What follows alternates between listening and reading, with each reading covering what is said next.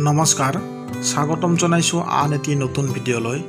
আজি আমি আলোচনা কৰিম অসম বুৰঞ্জীৰ কেইটামান গুৰুত্বপূৰ্ণ প্ৰশ্ন উত্তৰ। ১ নং প্ৰশ্ন, বুৰঞ্জী শব্দটো কোন ভাষাৰ পৰা লোৱা হৈছিল?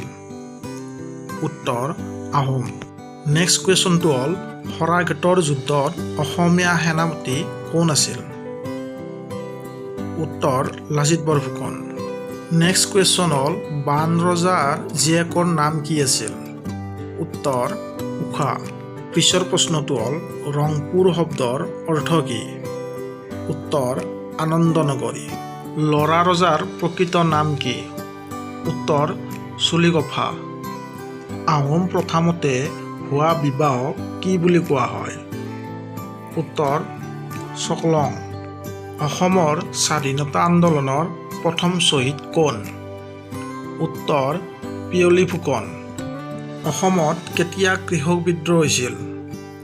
উত্তৰ ১৮৬১। ইয়াৰ পিছৰ প্ৰশ্নটো হ'ল কুশল কোঁৱৰক কেতিয়া ফাঁচি দিয়া হৈছিল?